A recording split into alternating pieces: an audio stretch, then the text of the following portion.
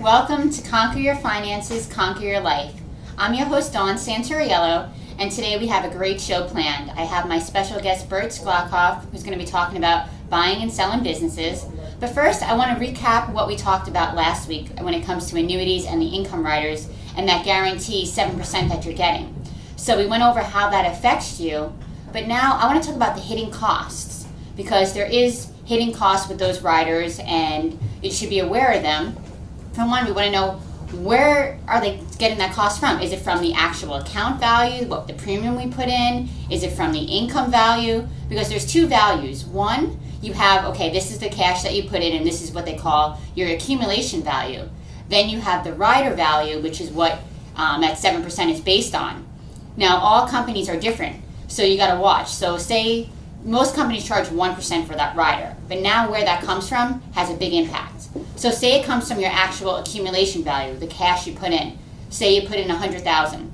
So that's $1,000 that you're paying, and that comes out of the actual cash value. But now other carriers, what they'll do is that $100,000, now your income rider is probably $150,000. So what they'll do is they'll take the 1%, so now that's $1,500 that you're paying, and that gets deducted from your cash value. So it's very important, and a lot of agents don't even know where this is coming from. So you have to make sure you sit down and with a fiduciary and review, okay, what are all the costs, how are they associated with my annuity, and is an annuity right for my situation? Do I even need an income rider, or could I just get one that gives me a certain percentage based on an index? And again, that's why I encourage you all, and I'd be happy to sit down with you, review your current situation, and see if this makes sense for you. Now, fixed index annuities, they usually do make sense for a portion if people want to have their money treated like as a pension. Because as we all know, pensions, they're going away. It's kind of like yesterday's news. So now we got to be more self-reliant, which is what I always teach you guys to do. So a pure fiduciary can look at your entire situation and help you make that possible and look at everything. So again, feel free to reach out to me. I'll give you a complimentary review. My number is 215-660-0288, or my website, dsfinancialstrategies.com. And as always, I want to keep empowering you to live a happier, healthier, and wealthier lifestyle. Now, we're going to get into how we can become wealthier, especially now with the current economy. A lot of people are getting laid off, and the people are in their 50s. And we know it's discrimination, but it's still kind of hard to go find a job out there. So that's why my next guest here, Burton Sklaroff, we're going to be talking about, well, what could we do? What do these people do? They're 50. They don't want to retire. They have their whole life ahead of them. So now I want to introduce my guest, Burton Sklaroff. Did I say that right? Sklaroff, I'm sorry. I respond to hey you too. Hey you. So, well, thank you for joining me. It's a pleasure to have you here. So, my first question is, in case people don't know what a business broker is, could you briefly explain what that is? Sure. Business brokers are people, professional business brokers are people that represent people who want to sell their businesses, and we list it and we find buyers for people who want to buy the businesses. And one of the main things is we avoid a lot of trouble for people who are selling and buying a business. Okay, so now why which I'll get into. Okay, why can't he just go out and place an ad to sell his business that way? What's the benefit of working with a business broker? Well, one of the things that we do, the main thing is we avoid tragedy. So tragedies such as not pre-qualifying a buyer to make sure he could afford your business, number one. And because there's been times when I know of that people have tried to sell the businesses themselves, and they got their own buyer and they went through the whole process, and then when it came time almost to closing, the buyer couldn't get all the financing. What? Oh my gosh! It would make sense to have the money when you need to go buy something. Yeah, well, it happened at the last moment, and there was a meeting between the buyer and the seller, and he explained he was $250,000 short. Ooh. So the way that they settled it is the seller took a $125,000 hit, and the buyer did the same thing. But meanwhile, the seller got $125,000 less. Oh, that's crazy. And he couldn't have backed out of the deal. I guess it was already set in motion. Well, he didn't want to. He was ready to retire. which I'll talk to you about a little later because you could help with that. Okay, great. Well, you know what? Right now we're going to go to break, but stay tuned because when we come back, we'll be talking more with Bert. Welcome back to Conquer Your Finances, Conquer Your Life. I'm your host, Dawn Santoriello. Damn, I'm getting everyone's names wrong, even mine today. Wow. With my special guest today, Bert. And before we left, we were talking about why a seller wants to use a broker so they could avoid all those costly mistakes. Because that's a lot of money. We were talking about $125,000 they lost. Yeah, they lost $125,000, and it could have been a lot worse because when the buyer made a proposal to buy the business at a certain price, usually with our firm, we require a written offer, and once the offer is accepted by the seller, they have to accompany it with a 10% of the selling cost of the business. Like this business I'm referring to sold for a little under $3 million. So they should have given a $300,000 deposit. They gave $50,000. And in the agreement of sale, which I monitor normally to protect the seller, they could pull out anytime they want and get their deposit back. Well, that's not the way it should be. The way it should be is if in the agreement of sale, all the contingencies and the things that the buyer wants the seller to do before they close, he does and fulfills. If the buyer pulls out, he loses his deposit. Because without doing that, there's no protection for the seller. And they take it off the market and they lose other buyers. Yeah, and that's right. So that's good. So yeah, everyone out there who's going to sell your business, definitely work with a broker. Now, why would someone who's going to buy a business? Well, why would they? Let me finish up with the seller first, because there's a couple other things. There's a evaluation of your business. How do you value your business? Well, you value it by what comes in and what you take home as profit, because there's many formulas for evaluating a business. Correct. And one of the formulas is gross business and what you take out of it. Well, there's something called an add back. An add back is really income, but an add back is an expense that a new buyer will not have when he takes over your business. For instance, if your wife is your bookkeeper, then her health insurance is included in your business as an expense. Her car expenses if she's traveling with it, any educational conventions that she goes to, and it's all legitimate. Yeah. Her cell phone and so forth and so on, plus supplies. Now, that's income. Correct. Yeah. So in looking at a P&L, what we do is we take out those add backs, and we're pretty reasonable. I don't usually take them out in their entirety because I'm pretty conservative in doing my figuring, and I don't want to overplay it. Yes. Because a new buyer is going to have telephone expenses, car expenses, but it might not be the same as what this seller has. So I'm conservative. So that's added at the end and added income. So I've had cases which has been $75,000, $100,000 in hidden income. When we figure out the formula, that now raises the price that we sell the business for. And again, another protection for the seller because they might not even think of these things. Another protection. Yeah. So what we do is we follow through with the offer to purchase. We work with the lawyers and accountants to make sure that the seller is protected. We have a 5-page buyer pack that we send out to any response from a potential buyer that responds to one of our advertising or referrals. So once they fill that out and we pre-qualify them to make sure that their work history, that it qualifies them to buy the business they're asking about, because it's just a waste of time.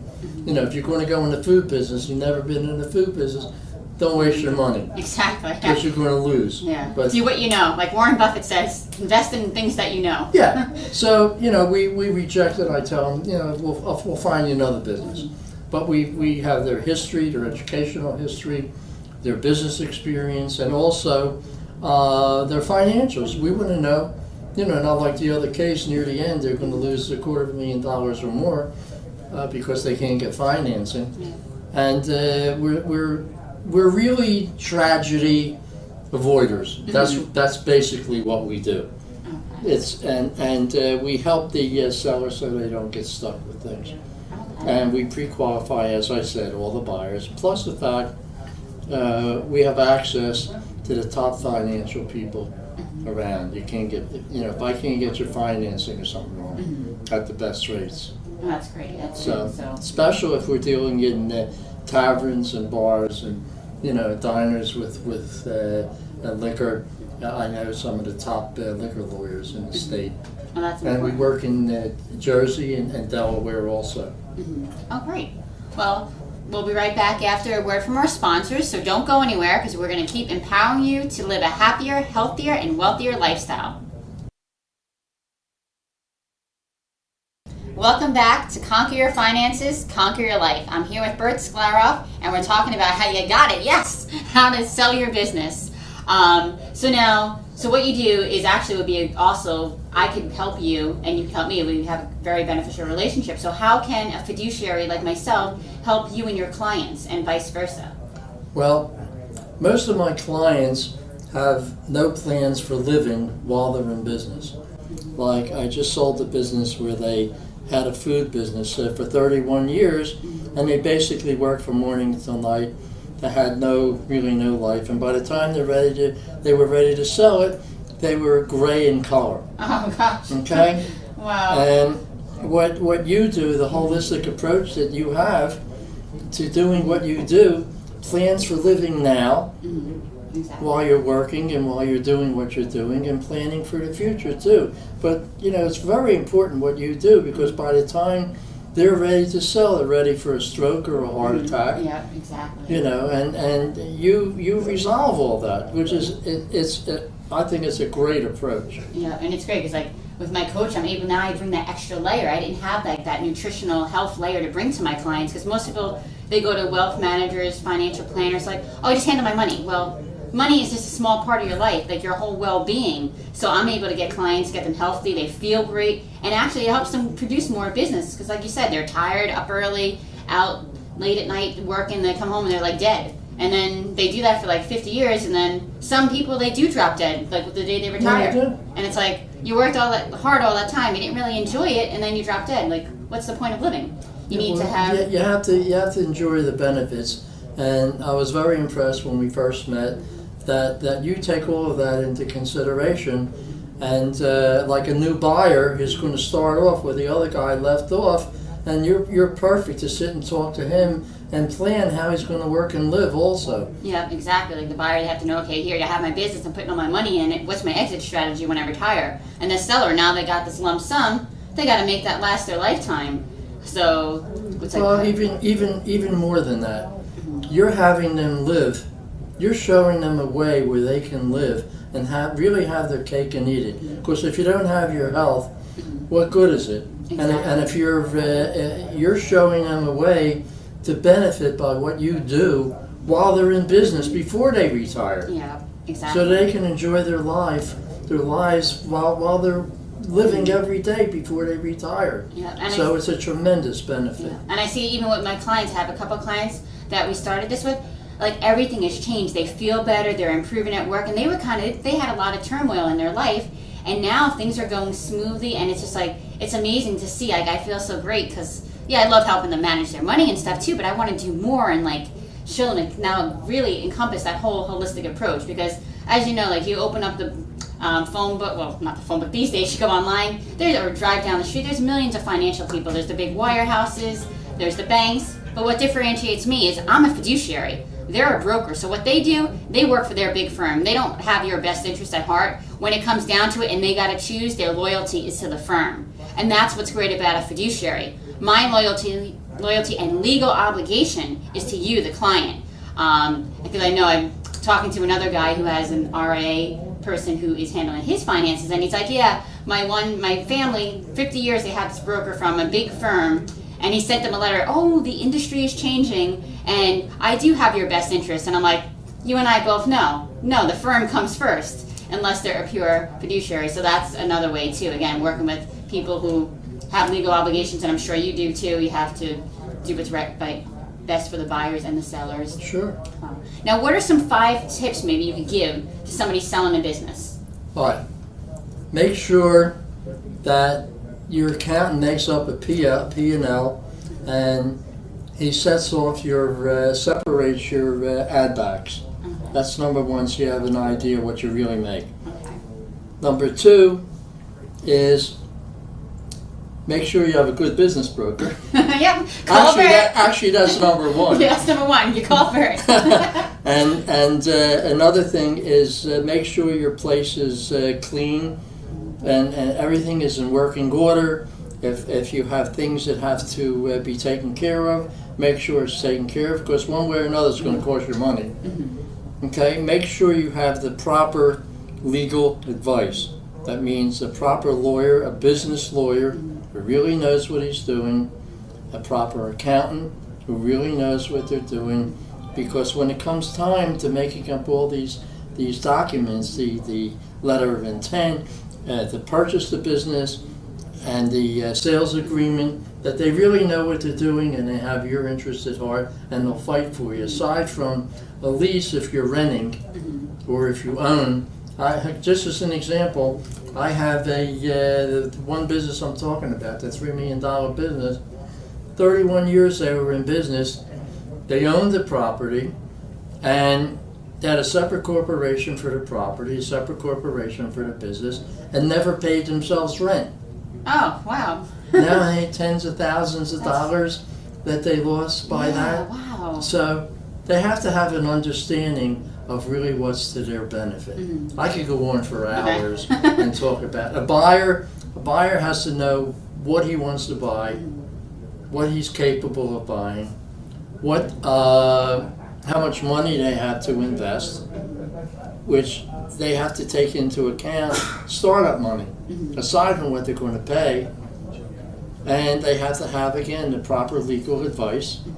And I have a recommendation list that I have that I give to a new listing for a seller and a new buyer, and it recommends people like yourself and 3 or 4 different lawyers and 3 or 4 different accountants and maintenance people and on and on and on, payroll people, whatever I think they would need, but they're reputable. Exactly. I never recommend one because it's up to them to make a choice. Yeah, exactly. So I like your approach too. You take the holistic approach as well, which is important. So thank you for being my guest. This is great to have you here. My pleasure. Thanks. Now, how can people find you? Is there a website? Do you have a phone number? I have a website. My website is BSA, Burton, BSA sellsyourbusiness.com. My phone number is 267-625-2120, and all my listings and all my things that can help a buyer buy a business and help a seller sell a business is listed on my website. Great. Well, thank you again. It's my pleasure. And as always, I look forward to seeing you each and every week here at 11 a.m. And I hope you have a great weekend, and I continue to empower you to live a happier, healthier, and wealthier lifestyle. Until next time.